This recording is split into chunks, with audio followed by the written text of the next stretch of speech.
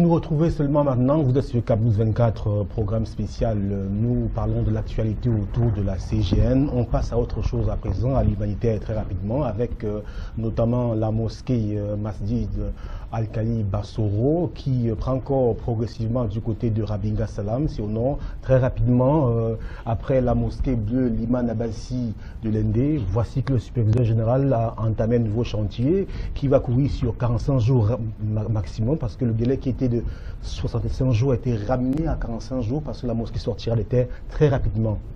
Bon, ça fait partir, comme j'ai dit à l'entame de mes propos, des œuvres humanitaires du docteur Bayo Fadil.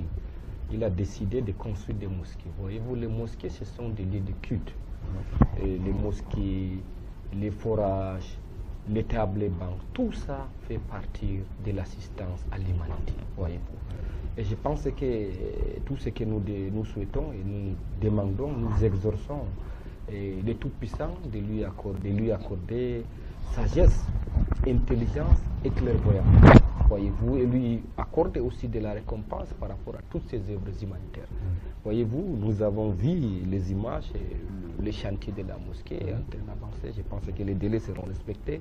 D'ici peu, la mosquée serait inaugurée pour le bien-être de la population. Alors Oumar aussi dit, ça va très vite après la mosquée bleue. On est déjà avec... il faut préciser que la mosquée bleue de l'Indé a une capacité qui prend entre 300 et 400, mais celle de Rabinga Salam, la mosquée Masjid Al-Khali Bassoro, prendra entre 700 et 800 personnes. Ça va très vite. Exactement, ça rentre dans la politique sociale de la CGN, comme nous l'avons dit.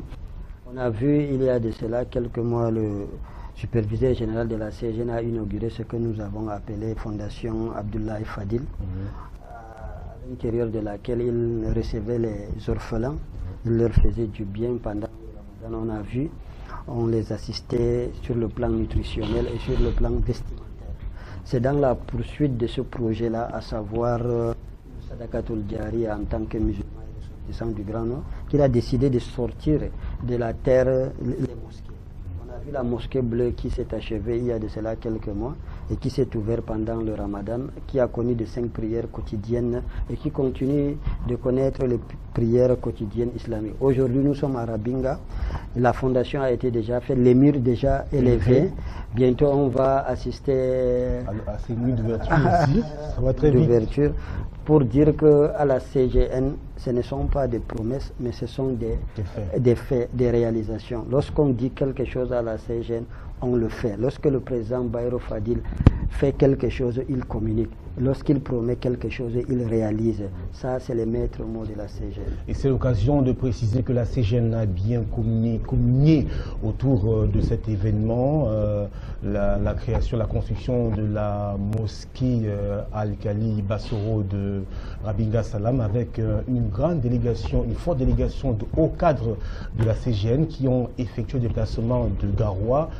On avait le président du comité exécutif, Sa Majesté Abdel Nasser. On avait également le président du Conseil des sages, le premier président du Conseil des sages, Abdel Nassi Katché, chef de la communauté Fulbe de Douala, ou alors de Bonabéi, qui était également de la partie, avec Isidore Vingassou, qui lui aussi est vice-président du Conseil des sages, avec d'autres cadres autour de ceux-là, notamment le père Nwedanwe, qui ont donc communié avec le docteur Mohamedou Bayo Fadil au moment de la pose de la première pierre. Il convient de signifier que le chantier avance véritablement. Les nuits sont en train d'être élevées à une vitesse planétaire.